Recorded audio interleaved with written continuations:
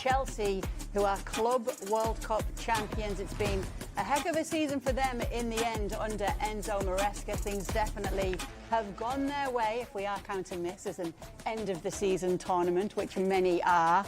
We have Alexis and Mark Ogden at the stadium for us. Frank LaBuffa is joining us as well, but let me start with you, Craig, because we were not expecting that from Chelsea tonight, were we? Well, I heard a great line from the commentator at the end of this game. It was, this is the pinnacle of, what was the terminology, Shaq?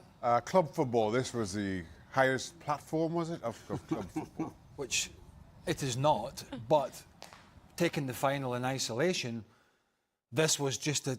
If you think about Chelsea's season, first half really good, second half patchy, got into the top four to make the Champions League, the top five.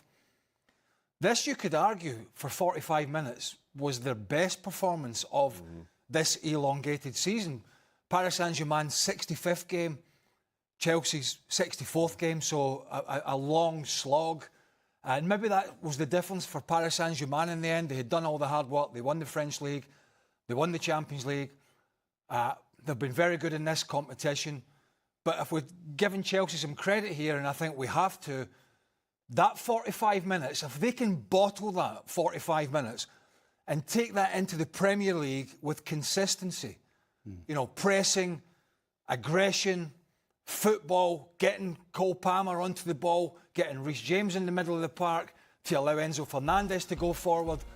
And I think the most important piece of the jigsaw, and we've seen this very, very early on, and it's always when you go to a new club, just brilliant to start your career at a new club as brightly and with as much quality as João Pedro has.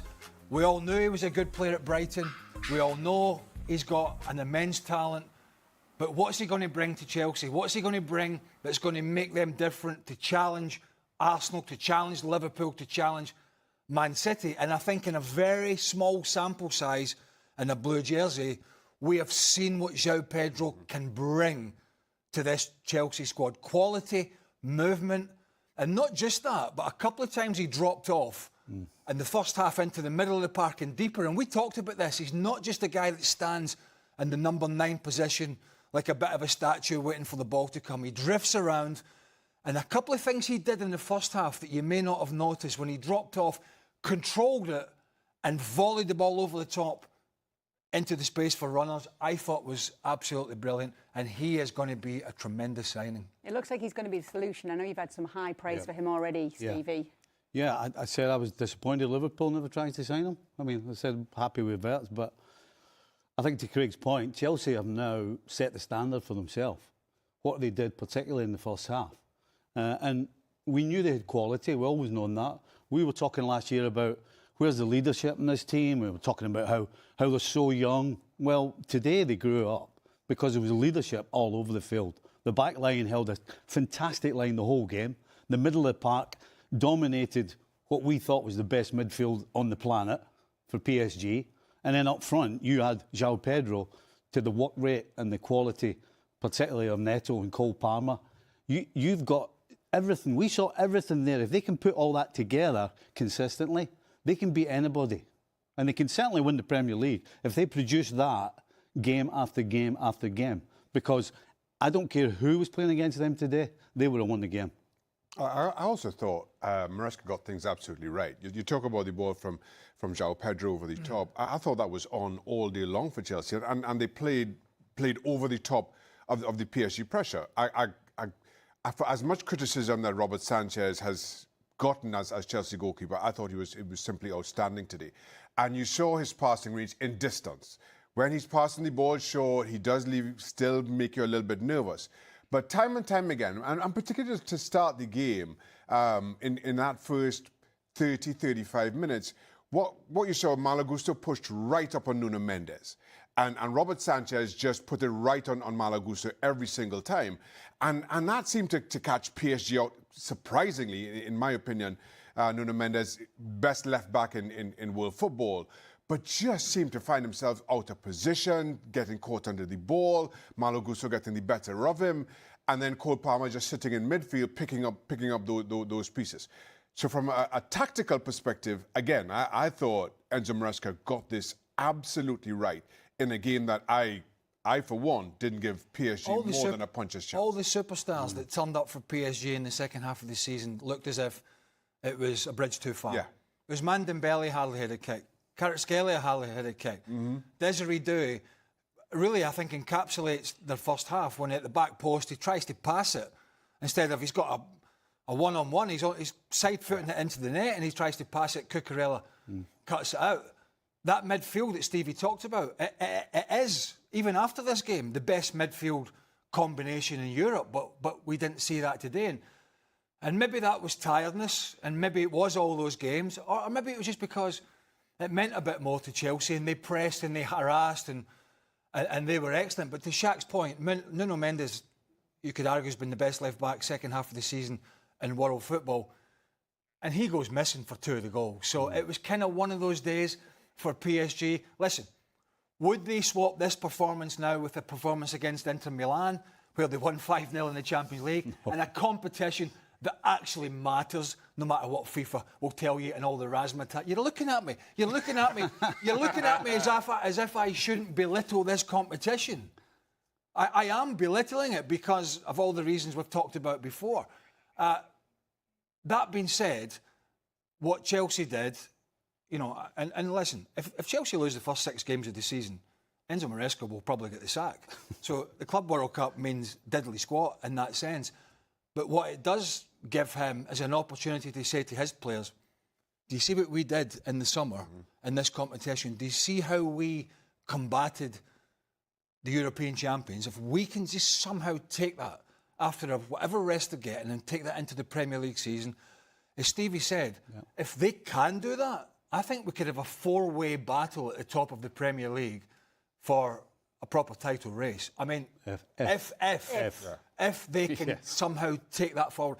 And just briefly, the other thing I liked was not just the João Pedro thing, but the ability to bring Liam Delap on as a battering ram, and I'm not being disrespectful, but as a battering ram at the end of the game, amongst other stuff, to come on when defenders are a little tired and they're a little frustrated, he came on and just ruffled a few feathers.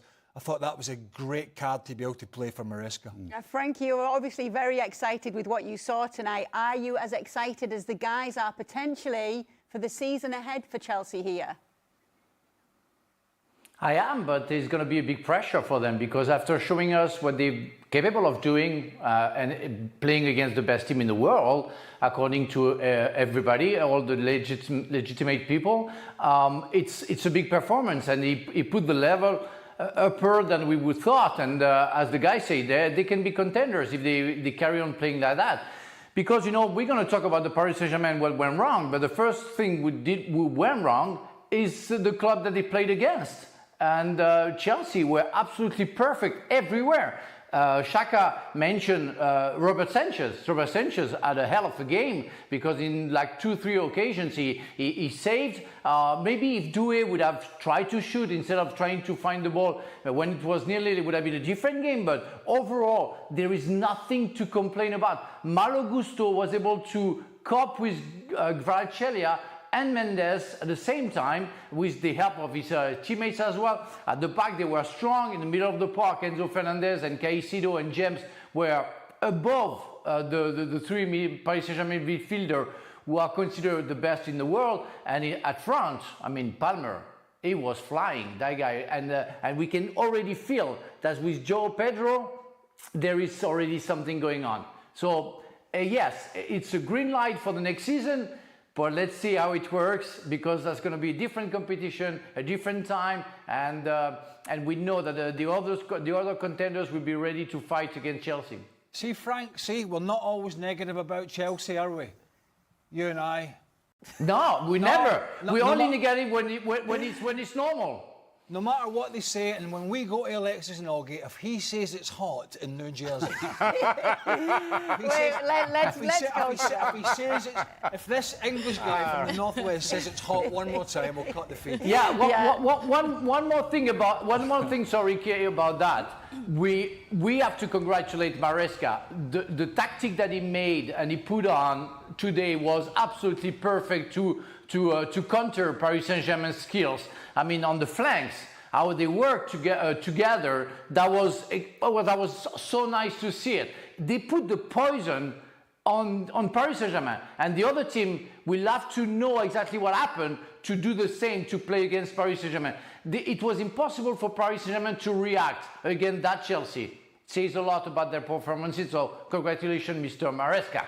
Okay. We've gone too far. Alexis and Mark, how hot is it in New Jersey? No, I'm just kidding, guys. Obviously, we've seen some wonderful displays, Alexis, from PSG throughout the tournament, but Chelsea saved one of the biggest displays for the final today. Yeah, okay, well, I won't let the Englishman tell you that it's hot. I'll be the Jamaican to tell you that it is actually not that hot. You can probably see from my bad hair day that it is actually a nice windy type of afternoon, but brilliant, brilliant atmosphere today. A record-breaking crowd, over 81,000 in the MetLife Stadium tonight. I would say majority probably were rooting for Chelsea. The PSG fans, of course, were subdued because I think they were a little shell-shocked, like all of us in the press area, because again, we didn't exactly cover ourselves with glory predicting that PSG were just going to run through Chelsea. But Kate actually took me back to the press conferences before this final that Augie and I were at for Chelsea, with Reece James being very bullish, saying that he doesn't care about stats, he doesn't read into stats, he doesn't care if people think Chelsea had the easier route to the final and PSG had bigger hurdles to overcome. He didn't care if they won the Champions League. He said, we're going to go out there and prepare as best as possible. And Augie, Chelsea did to PSG what PSG pretty much did to everyone this season. Yeah, they took him by surprise. And just going back to Craig's point about the moment when Desiree Doué should have scored, that was the turning point of the game. You know, if PSG scored that chance, then they 1-0 up in the Chelsea chased the game in the heat, but they didn't take it. And Chelsea just outran and outchased and out-harried PSG, which is what you don't normally see. And I think, you know, Cole Palmer was outstanding. Every Chelsea player today really put a shift in, and I think that it was a surprise. And obviously, we all got the prediction wrong. I got the scoreline right, just the wrong team. But, you know, so I'm taking 50% of credit there. But listen, Chelsea aren't the best team in the world. PSG are the best team in the world. But today, Chelsea showed, like the guy's saying, that they can compete next season. If they keep the players fit, keep them together, Delap and João Pedro are a really good unit to rotate up front. I think Chelsea have got real promise. But today was a real kind of line in the sand for Chelsea. It's the point that they can now kick on from that, maybe justify the massive investment in the squad over the last couple of years. They are now a competitor, but they have to build on this and show that it's not just a flash in the pan. Well, on Friday, Enzo Maresca told us about how much he loves watching chess, because you have to think of it up here and then plot your next move anytime the rival makes a move against you. And you love that line as well. What did you think of his tactics? Well, putting Reece James in the team to kind of stifle the midfield, I thought that was a big moment, because, you know, they risked being outnumbered in midfield. If it was just, you know, I thought Caicedo was excellent, but Caicedo and Fernandes on their own wouldn't have been able to cope. So, giving credit for doing that. We kind of criticised Maresca at times for the way that he has a deliberate way of playing, but he changed it up, and I think, you know, fair credit to him. He really made the tactics work. You know, PSG didn't really change anything. PSG were disappointed, and their frustration came out at the end when, you know, Jean Neves was sent off for the Gyökeres incident, and then after the game we saw the well, fisticuffs, shall we say. Yes, exactly. It ended on a bit of a sour note, Kay, when we saw Luis Enrique get involved there with João Pedro. But overall, a big afternoon for Chelsea. The sun is setting on New York as we come to you this evening, and the sun is setting on another soccer season, which for PSG has been standout. But it does end here with a loss in the Club World Cup final. However, 4 of 5 is not bad. They have won the rest of the finals that they have played in this season. But as for the Club World Cup, that accolade will go to Chelsea. That bottom one, it's easily kind of airbrushed out of a graphic. It's not really a major drama. So let me ask you then, Frank, does this take a shine off PSG season in any way, what's happened this evening? I don't think so. I mean, it was a non-game. I think, I don't know the reason why, you know, you can say they were tired, but Chelsea can say the same. Maybe the rotation system that Maresca put on during the season allowed the Chelsea player to be less tired, I would say, but there is no explanations. I think they were not there. Again, it was a non-game, nothing worked, players were not tuned in. And there is no explanations, but the season they had cannot be erased, and the result that they had cannot be erased by that competition, because overall nobody cares about that competition. They can win like 6 titles of the 7 that they have to play, because they will have to play some other titles, you know, when the summer it's gonna come back, like the Super Cup and whatever it can be. But the main thing that they had to win, they wanted the French Cup, the League One and the Champions League. So it would have been an extra result, and it's sad for the players because they showed to the world that they were the best team, but today they didn't show it. And as I said, they faced a fantastic Chelsea where nobody were expecting them to play at that level. So maybe they didn't take it seriously. Maybe that's the only reason that I have to explain why they weren't there today. That's like saying if Real Madrid had won this competition, which they clearly were not good enough to do, that would have expunged their poor season domestically in Spain, where they didn't win anything. They would have tried to paint it that way, but nobody would have believed them. And at the end of the day, this has absolutely no bearing on what Paris Saint-Germain achieved this season. Zero. Nothing. Their objectives at the start of the season were to be French champions again, win domestic trophies in France, but more importantly, the holy grail for them, and has been for quite some time. Yep. And millions and millions and millions of dollars spent, including having Kylian Mbappe, Lionel Messi and Neymar all there at the same time, trying to win the Champions League and failing miserably because it was a circus. And they achieved that this year with a new manager, with a new team being team. And what they did in the Champions League in particular in the second half of the season was amazing. And when you think about it, 65 games before these lads go and be able to take a break, I think it tells you everything you need to know. So they've achieved what they wanted this season. Full credit to them. Today was a pretty horrible day for them, but I bet they're just glad they can go and put their feet up and get some kind of a rest. Some fiery scenes at the end, though, Shaka. We Yeah. saw with Luis Enrique and João Pedro. Also, Donnarumma involved in that. I thought that was distasteful. And while, to everybody's point, I don't think the result takes anything away from PSG and their successes this season, I just felt those scenes kind of takes away maybe from a more lasting memory of how classy they've been on the pitch all season long. Especially somebody, and I hate to single out Luis Enrique, but because of who he is, what he represents within this club, and the good feeling that just Luis Enrique seems to command wherever he is, wherever he goes. I thought those scenes, again, were out of character and desperately distasteful. Could have done without. So result itself, nothing to lose any sleep over, but I expected a little bit more from them. And I'm sure they would feel the same kind of now as he does this. You have to single Luis Enrique out. You can't do that as a coach.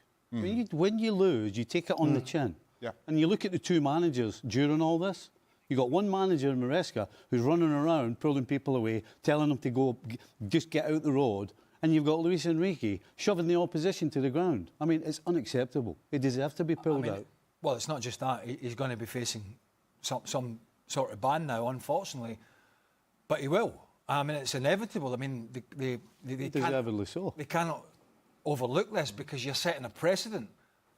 So that's a problem for him, and it is out of character. And I think we've seen this from PSG as the competition has gone on. The red cards, that's 3 red cards, I believe, plus all the altercations at the end of the game. So it started here with the awful challenge by Pacho, which was awful on Goretzka. So that was the 2-game ban. And then we saw the elbow from Hernandez, needless, absolutely needless here, back up into the face of Guerrero, right in front of Anthony Taylor. And then today, I mean, Cucurella's a player who annoys a lot of people, and guess what? He's got long hair. But you can't pull it. And you just cannot do this. We've seen this before, and we've seen the consequences. And I think this frustration boiled over, and now we have arguably one of the best managers in the game, one of the calmest managers in the game, losing the plot. And one scenario here that you just can't get involved in that. If you're a player, you can't do it. If you're a manager, you certainly can't do it. But what we maybe have here, within the frustrations of the PSG camp, they are now the king of the castle. Not Real Madrid, not Barcelona at the moment, not Liverpool, not City, not Arsenal, not Inter Milan. PSG are currently, they have been the team to beat. Maybe that's why we saw Chelsea approaching this game in the manner in which they approached it, and maybe that's why we saw the frustrations from these Paris Saint-Germain players. Because the Chelsea players were trying to rattle them. When they were pressing, they were being aggressive, they were leaving an arm in, they were leaving a leg in. Because you have to do that when you're playing against the best team in Europe. You've got to try and find another way to get into their head, get into their psyche. And Chelsea did that today, as well as playing some great football.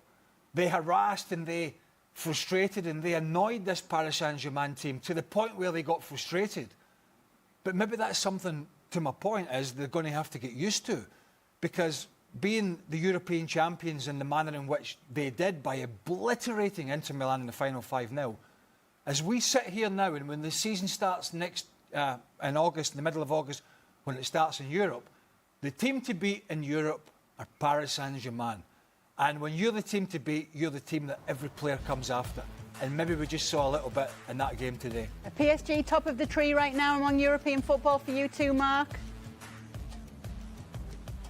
Oh, yeah, I mean, nothing has changed today. They're still the best team in the world. I mean, they hammered Real Madrid 4-0. They put 4 past Atletico. They put 2 past Bayern. That was 10-0 on aggregate against 3 of the best teams in Europe. So what happened today was split. They had 1 less day to rest than Chelsea, a couple of players missing. So you can't basically say that PSG have been knocked off their perch on the back of this. But, you know, to Craig's point about what happens now with Luis Enrique and João Neves, it's a big question that because we don't actually know, because this is a FIFA competition. So if you get sent off in the Champions League, you serve a Champions League ban. If you get sent off in a domestic league, you serve a domestic ban.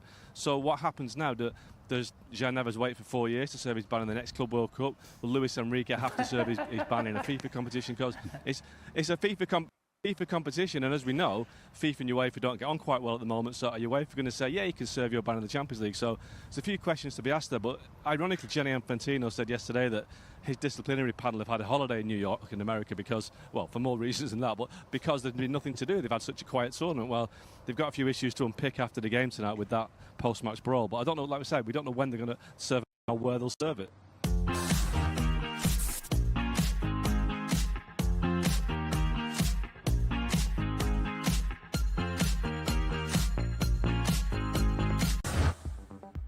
Rest and recovery has been one of the continuing concerns of many of the players in this Club World Cup. FIFA have had to act, and this is what they've had to say. There is a consensus that there must be at least 72 hours of rest between matches, and that players should have a rest period/holiday of at least 21 days at the end of each season. This period should be managed individually by each club and the respective players, also depending on their match calendars and taking into account applicable collective agreements.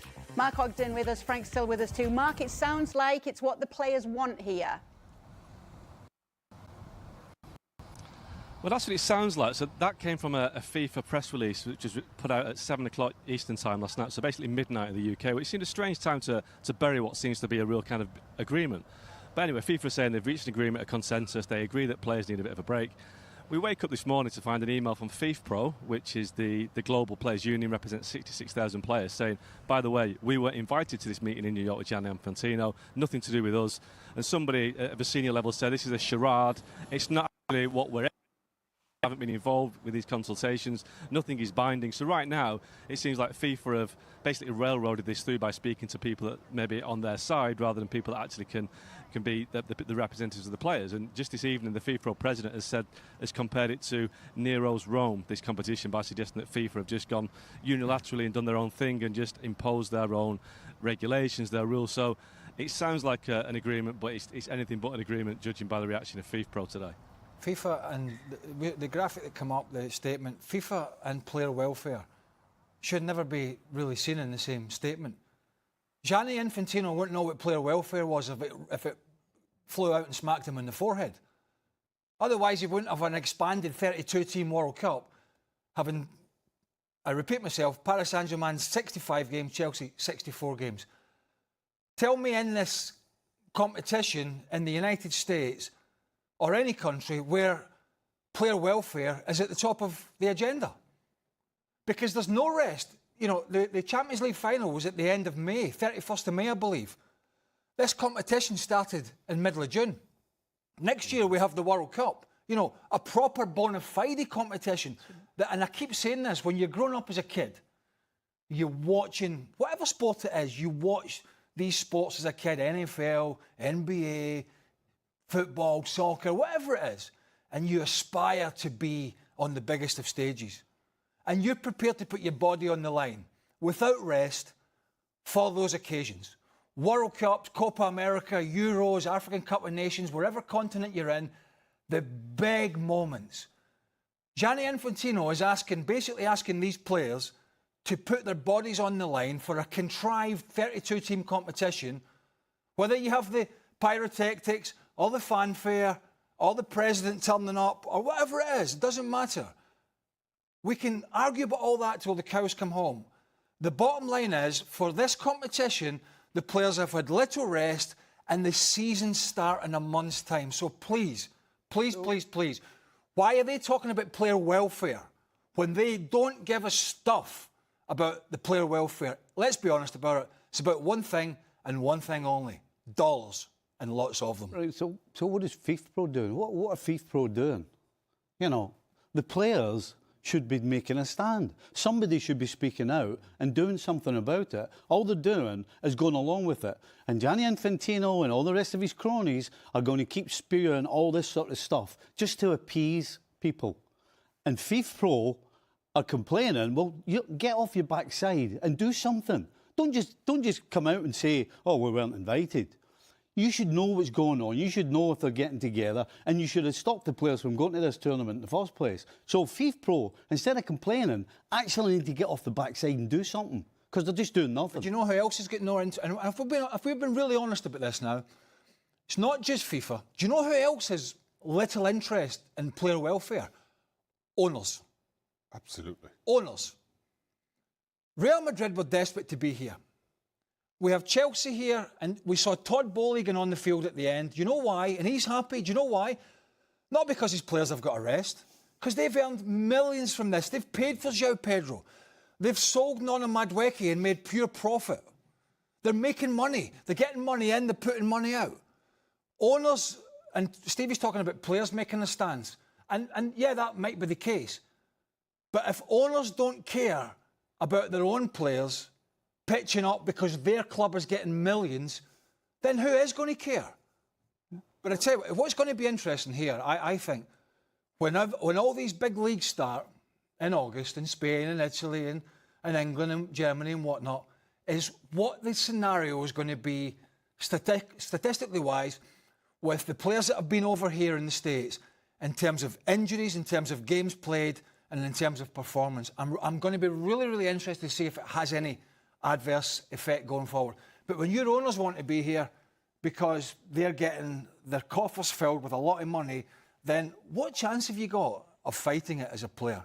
And to that point, let's remember that Real Madrid delayed Jude Bellingham's operation until after this tournament, so that tells you exactly where their head is at in terms of player welfare, so to speak. And I sympathise with FIFPro's position in that this just feels a lot very cloak and dagger to me, as though we'd heard nothing about any kind of meeting or any kind of consultations going on before, and then all of a sudden this statement just put out late at night. And it just feels, again, as though this has been shoehorned almost, well, very much in the dark of night.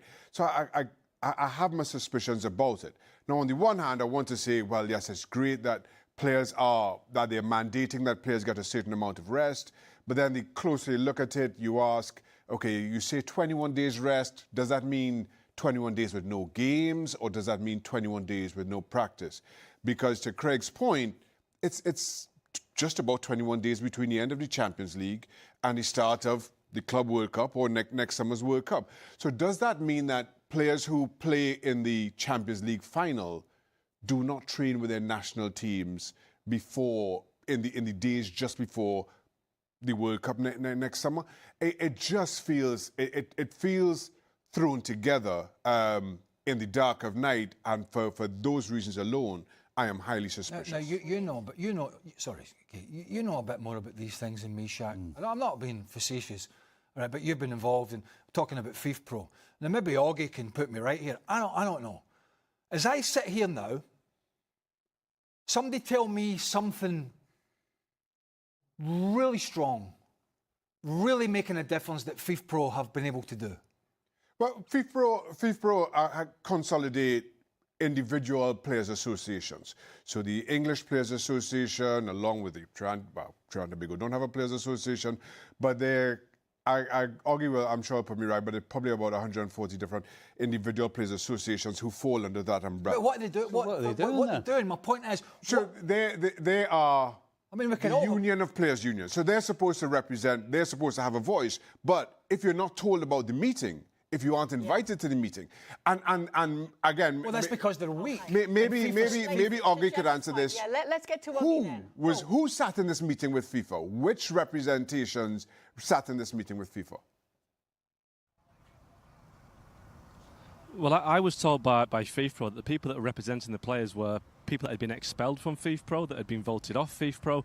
Now, FIFA and the European leagues took a legal case with the European Union a year ago, last June, against FIFA for the way that they're imposing the international calendar on the club. So there's obviously bad blood between the two organisations right now, so maybe that explains why they haven't been invited. But still, if they're the group that represents the players' unions, they should be there. And obviously FIFA have done this in a way to try and circumvent them and impose their own decisions. OK, last word goes to you, Frank.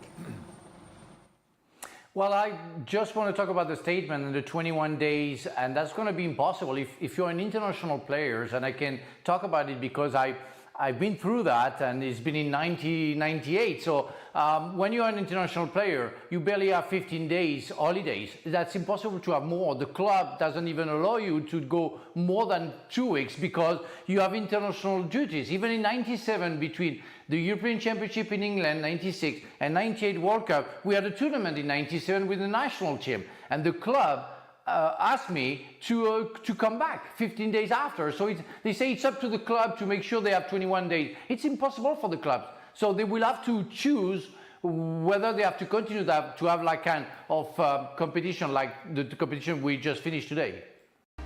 Grand Central Station in New York City. Lots of comings and goings, lots of ins and outs, just like the transfer window. There's been plenty of transfer talk for you this summer and some developments in Victor Gyökeres' move to Arsenal. An agreement in principle has said to have been reached between Sporting and Arsenal. Remember, we were telling you yesterday how he's refused to report for pre-season, trying to push this move through. Well, that looks as though it is one step closer. Frank is with us, Mark Ogden back as well. What more can you tell us about this situation, Mark? Yeah, there's been a day of negotiations between Arsenal and Sporting. Sporting have got a reputation for being kind of quite hard to deal with. We saw it when Ruben Amorim went to Man United. They had to wait about 2 weeks until he got it over the line in terms of financial compensation. And Arsenal just upped their bid a little bit. Gyökeres didn't want to play for Sporting again, so they've finally done a deal. It was always going to happen, but it's taken a bit longer than it should have done. So next couple of days, Gyökeres should be an Arsenal player. Oh, very nice. But obviously, I thought I was hoping for something a bit more dramatic. Like, it collapsed. It collapsed. He's gone on strike, and the president of Sporting's out looking for him. Well, this is obviously what both sides wanted very much, both Arsenal and Victor Gyökeres. I couldn't have done this segment if we never had that segue with the train arriving at Central Station. The ins and outs. Mm-hmm. The ins and outs, amazing. Yeah, I mean, on the face of it, it should be a great signing because he's scoring goals for fun and or certainly has for the last 2 or 3 years, particularly in Portugal. It's a position that has been a weak link for them.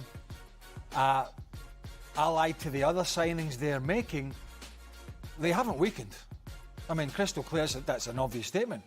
But once again, in the summer, they have strengthened to try and push on. Now, they have been so close in the last couple of years that the fact that City have won the league and won the leagues that they have, the fact that Arne Slot comes in, picks the baton up from Jurgen Klopp without really changing a lot and goes on and wins the title in some style, by the way, while Arsenal continue to spend very big every summer. Big players, big money, big signings. That just cranks up the pressure on Mikel Arteta to go and get the job done, whatever competition it is, but particularly the Premier League. And if all these deals get done and he has a really good pre-season with this full squad, there really isn't going to be anywhere for Mikel Arteta to manoeuvre if anymore. They have a bad season. And that's kind of where they are. So knowing this now, Frank, that he's coming in and knowing what Chelsea can deliver, as we saw today, who do you like better? Would I like better between who and whom? Chelsea and Arsenal Arsenal. and Chelsea. Oh, you know what? It's funny, but Arsenal are always buying players, you know, that Chelsea don't really want anymore. You know, with Jorginho, Havertz, and who else? Sterling. And now they are taking Madueke. So I'm pretty pleased with what Arsenal are doing. And if they get Gyökeres, it's going to be better. But really, I think Chelsea can compete with Arsenal. Arsenal have more experience, but Chelsea is going there. And I think Arsenal missed the spot like 2 years ago. So let's see how it works. Come on. one game. Let's not get carried away here. Let's not get carried away. I know we said, look, if Chelsea can bottle that, that's a huge if. If they can do that consistently, maybe they get a chance of ruffling feathers. Let's be honest, Arsenal are so close to being the real deal in England.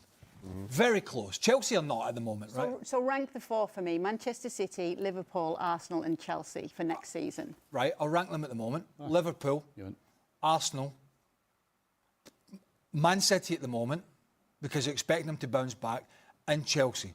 Now, again, it's ifs, buts and maybes. The one thing I think we know, through all the adversity that Liverpool Football Club have had to face and the tragedy and all that sort of emotional distress, which has been horrendous, I'm sure, for them, is that once the season starts, I'm expecting them to be kind of what they were last year. Right. I'm also expecting Arsenal to be very strong because they are, and they've made some new signings. Chelsea and City are a little bit more of an anomaly, particularly Chelsea. We're unsure what we're going to get from both of them. We see the potential, particularly after today. You know, we were gushing about Chelsea, and deservedly so, because today they showed us what they're capable of. The problem Chelsea have is that they have to produce that 38 times in a Premier League season in order to win the title. We don't know if they're capable of doing that. We know what they're capable of, but it's the consistency that we're just not quite sure of. I would take Arsenal's squad. Well, I'll put it another way. If you give me the choice of two squads at the moment, although Chelsea have got some talented players, if you give me these two squads, I'm taking Arsenal's all day at the moment, every day. I take Arsenal over Chelsea. I'm not as convinced that I'd have Arsenal over Manchester City, especially if Roger rediscovers his old form. All of a sudden, you want to think that City last season was more an anomaly. And with again, Roger coming back, signings, refreshing City's squad, What about them defensively? Yeah, they've done nothing. They have not changed anything. Right now, I'm giving City the edge. City's done absolutely nothing to make themselves better defensively. Yes, they've made themselves stronger going forward, but defensively, nothing. Arsenal have done exactly what they had to do: get a goal-scoring centre forward. Easily, Arsenal ahead of City. Can I interfere? And if I can agree with Craig that maybe we don't know anything about Chelsea, we have more certainty about Arsenal. I have doubts about everybody, and I'm sorry I have to talk about Liverpool and the loss that they're facing right now. How the players going to react to that? That's also a question mark. It's going to be very hard for the players to cope with the situation if the two first games it doesn't work. It's hard, but that's the reality. Lamine Yamal celebrated his 18th birthday today. He's won the Euros, he's won La Liga, he's in with a shot of winning the Ballon d'Or. I wonder what you were doing at 18, Checker. Not that. Tell you what, though, hey, big news. 18, you can go to the pub now. Not in America, 21. Rules and regulations and all that. That's your big takeaway here. For all the good, for all the... We're not all like you, Craig. He needs to get a move. He needs to get a move to England. Listen, when you turn 18 in Europe, you have to get your priorities right. And that's getting out for some cold beers, sharpish, legally. You don't need to be 18 in Europe. Huh? You don't need to be 18, I can assure you. Move on. I have a feeling that Lamine Yamal is not I've got to be 18 to get in a pub. Officially. Yeah, but I go by the book. probably end it now. Happy birthday, Lamine Yamal. Thank you so much for being with us.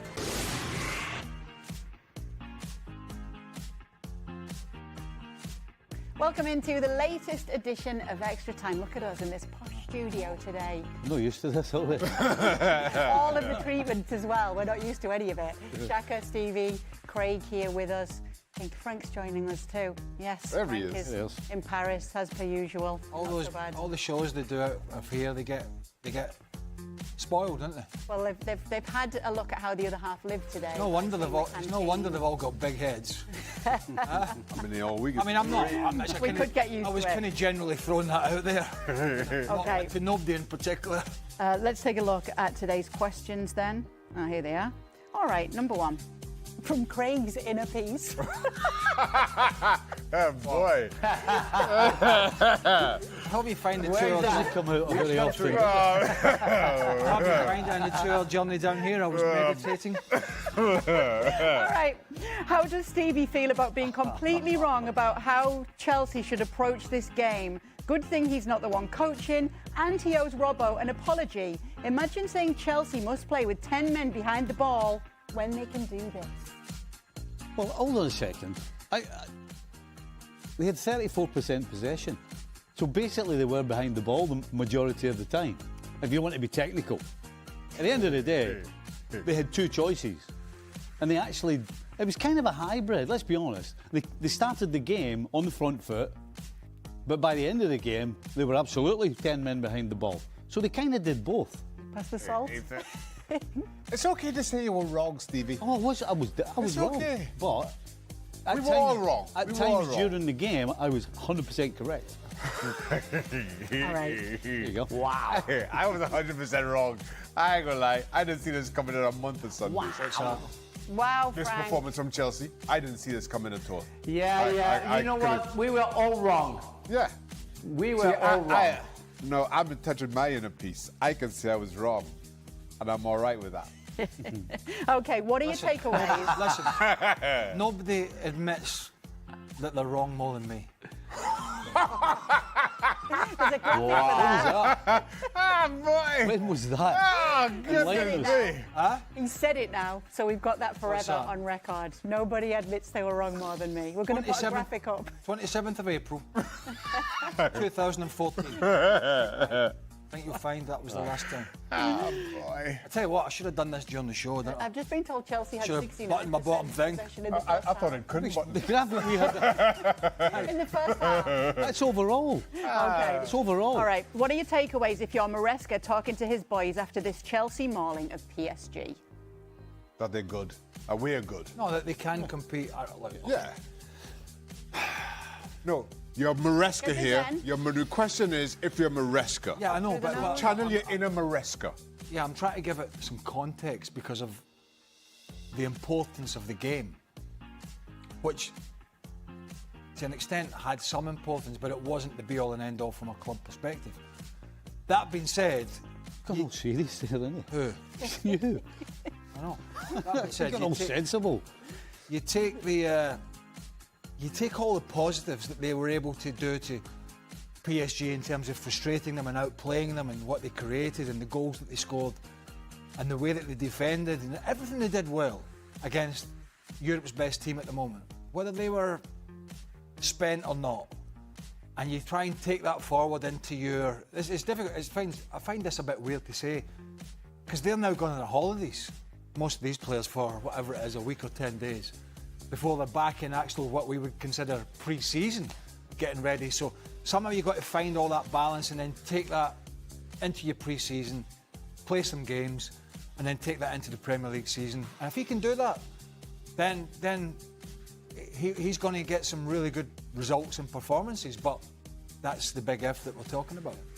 Who will be the biggest threat to Liverpool next season? This Chelsea side that clobbered PSG, Arsenal with Gyökeres, or Man City if they can return to form? Frank. Oh, thank you for that question. Nobody knows, you know. I mean, we don't know where Chelsea is going to stand, if they're going to play like today, or like sometime last season. I think we'll need some consistency to know better about that. What about City? How are they going to play? How defensively they're going to improve? If they can improve? How Arsenal is going to work with Gyökeres if he scores goals? and how Liverpool, and it's sad to talk about it, how Liverpool going to cope with the situation about losing Diogo Jota. It's going to be hard to cope with that. So nobody knows. Yeah, Liverpool are still the contender, but nobody really knows who's going to show us a better way to play their football comparing to last season. Because again, last season was a mediocre season. So we need more and more from those 4 clubs. Okay. Arsenal. It's quite Manchester City. Yeah, he has already said that. All right. For all, seeing how Luis Enrique slapped a Chelsea player after losing, will he get punished for it? 100%, and he should. Can't do that. Listen, you're the coach. At all times, you're supposed to be the example. You're supposed to lead the way, show the way. This is how we do it. This is what we're about. Not act like a big kid who's just lost a game and then take the hump and then put your hands on the opposition. I mean, it's just a no-no, complete no-no. But as Mark Ogden was saying when we were doing the live show, this is comes under the FIFA umbrella, not UEFA. So where, if it's not a fine, if there's some sort of suspension, where's that suspension going to take place? So I don't know how they're going to address it. You can't get away with it, that's for sure. No. Okay. Does this defeat hurt Dembele's chances at the Ballon d'Or? Oh my God. Who cares? Well, that's a fair point. Who cares? But I think winning it certainly would have. Boy, I still think Lamine Yamal is my favourite.